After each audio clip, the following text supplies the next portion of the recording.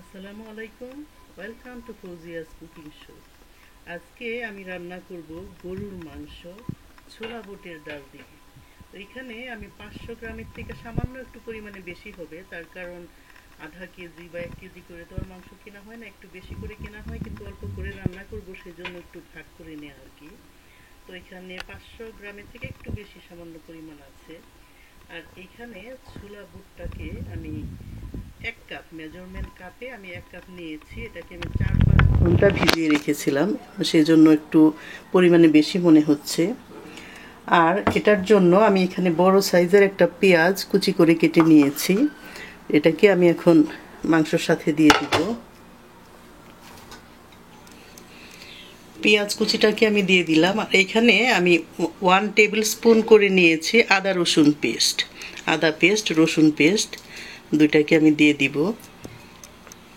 আর এখানে কিছুটা একটা তেজপাতা, সামান্য পরিমাণ এই লবঙ্গ, এলাচ, দারুচিনি এটা নিয়েছি, এটার সাথে আমি দিয়ে দিব।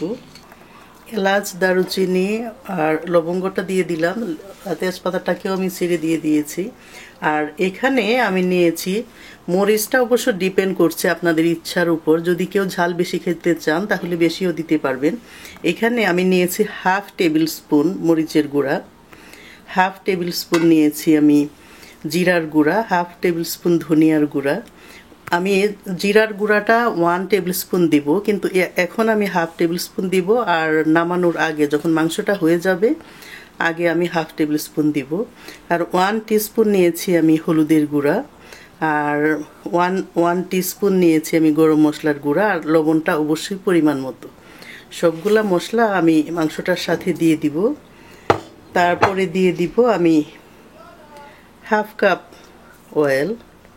এটা দিয়ে আমি বেশ ভালো মতো মিক্স করে নিব, হাত দিয়ে মিক্স করে এটাকে আমি আধা ঘন্টার জন্য রেখে দিব ঢেকে। তারপরে আমি রান্নাটা করব।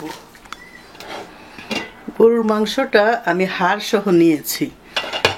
একদম খালি ফ্রেশ মাংসটা যদি নেওয়া হয় তাহলে বুটের ডাল দিয়ে তেমন একটা ভালো লাগবে না, সেজন্য হাড় সহ মাংসটা আমি নিয়েছি।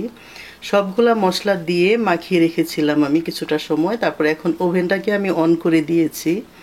মিডিয়াম থেকে একটু সামান্য পরিমাণ হিটে এটাকে আমি 10 মিনিটের জন্য জাল দিতে থাকবো, এবং মাংসর ভিতর থেকে যে পানিটা আছে সেটা আমি বের হওয়ার সুযোগ দিব। এবং পানিটা যখন শুকিয়ে যাবে, মাংসটা কষানোর জন্য যাতে সিদ্ধ হয়ে যায় সেই পরিমাণে আমি পানিটা দিব পরে। এখন আমি 10 মিনিটের জন্য এটাকে ঢেকে রাখবো এবং মধ্যে একটু নেড়ে চেড়ে দিব যাতে পাতিলের নিচে লেগে না যায়।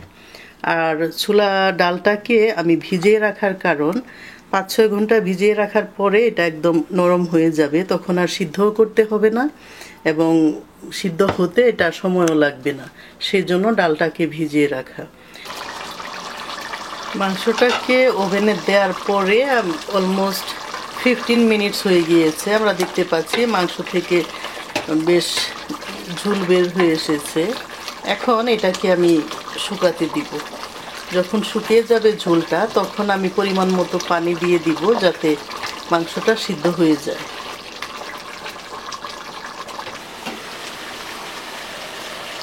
আধা ঘন্টা হয়ে গিয়েছে মাংসটা আমি রান্না করতেছি। এখন আমি দেখতেছি যে সামান্য সামান্য নিচে দিয়ে লেগে যাচ্ছে, কিন্তু মাংসটা সিদ্ধ হয় নাই। আধা ঘন্টা অবশ্য বিফ সিদ্ধ হয়ও না। তা এখন আমি পরিমাণ মতো পানি দিয়ে দিব বিফটা সিদ্ধ হওয়ার জন্য। পরিমাণ মতো পানি দিয়ে এটাকে নেড়ে চেড়ে আরও আধা ঘন্টা আমি রান্না করব। যখন অলমোস্ট সিদ্ধ হয়ে যাবে, 80% থেকে বেশি যখন সিদ্ধ হবে, ঠিক তখন আমি ছোলার ডালটাকে সাথে দিয়ে আবার কষিয়ে নিব। এখন আমি আবারও আধা ঘন্টার জন্য এটাকে ঢেকে রাখবো এবং একটু পরে পরে এসে নেড়ে দিব যাতে নিচে দিয়ে লেগে না যায়। মাংসটা অলমোস্ট সিদ্ধ হয়ে গিয়েছে এবং উপরে দেখতে পাচ্ছি যে তেলটা ভেসে আসছে। এখনই আমি ছোলা ডালটা দিয়ে দিব। ছোলা বুটটা যদি মাংসটা 50% সিদ্ধ হওয়ার পরে দিয়ে দিই তাহলে দেখা যাবে যে মাংস সিদ্ধ হওয়ার আগেই বুটটা গলে গলে যাবে, তখন আর খেতে ভালো লাগবে না। আর যদি একদম 100% মাংসটা রান্না হয়ে যায় তারপরে আমরা দিই তাহলে দেখা যাবে যে বুটটা সিদ্ধ হচ্ছে না, তখনও ভালো লাগবে না। সেই জন্য মানে যতটুকু প্রয়োজন 80%-এর থেকে সামান্য একটু বেশি, মানে হাত দিয়ে আমি দেখেছি। এটা মাংস পরিমাণটা অবশ্য আমি এক্স্যাক্টলি বলতে পারবো না আপনাদেরকে যে কয় মিনিট বা কতক্ষণ পরে, কারণ হলো মাংসটা এক একটা মাংস এক এক রকম। আমার মাংসটা যেমন সিদ্ধ হতে টাইম নিচ্ছে, তার কারণ সেটা ফ্রিজের থেকে নামানো। আর যদি আপনারা ফ্রেশ মাংস দিয়ে রান্না করেন তাহলে আরও অল্প সময়ে সিদ্ধ হয়ে যাবে। সেটা ডিপেন্ড করছে মাংসর কোয়ালিটির উপরে। তো এখন অল্প অল্প ঝোলও আছে, আমি এটার সাথেই ছোলার ডালটাকে দিয়ে দিব এবং বেশ ভালো মতো নেড়ে চেড়ে এটাকে কষিয়ে নিব মাংসটার সাথে।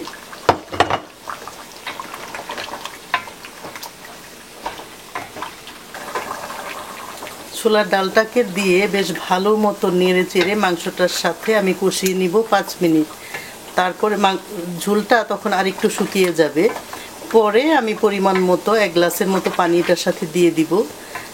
এটা ডালটা সিদ্ধ হয়ে মাংসর সাথে একটু ভুনা ভুনাই হবে, সেটা অবশ্য ঝোল থাকবে না। এখন আমি মিডিয়াম থেকে একটু বেশি হিটেই রাখবো এটা মাংসর সাথে একদম সিদ্ধ হয়ে যাওয়ার জন্য। এখন এটাকে আমি ঢেকে দিব আরও 10 মিনিটের জন্য। ছোলা ডালটা দেওয়ার পরে ভুনা হয়ে গিয়েছে ভালো মতো। এখন আমি 1 গ্লাস পরিমাণ পানি দিয়েছি। এখন এটাকে আমি ঢেকে রাখবো যতক্ষণ না পর্যন্ত ছোলা বুটটা বেশ ভালো মতো সিদ্ধ হয়ে যায় মাংসের সাথে ততক্ষণ, এবং মাঝে মধ্যে আমি একটু একটু করে এসে নেড়ে দিব। তরকারিটা অলমোস্ট শেষের দিকে। এখন বাকি হাফ টেবিল স্পুন জিরার গুঁড়াটা আমি এখন দিয়ে দিব। দিয়ে এটাকে বেশ নেড়ে চেড়ে মিক্স করে মৃদু আছে এটাকে আমি আরও 10 মিনিট রান্না করব।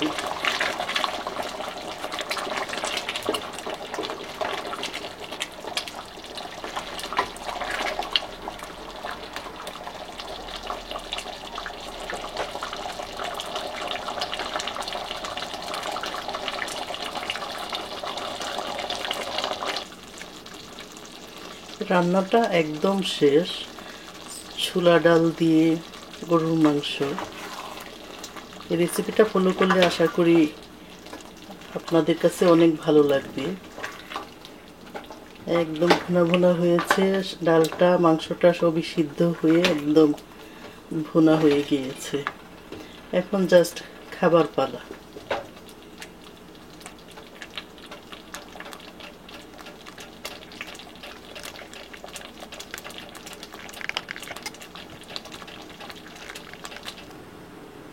তৈরি হয়ে গেল বুটের ডাল দিয়ে গরুর মাংস। আপনারাও ট্রাই করে দেখতে পারেন, আশা করি ভালো লাগবে।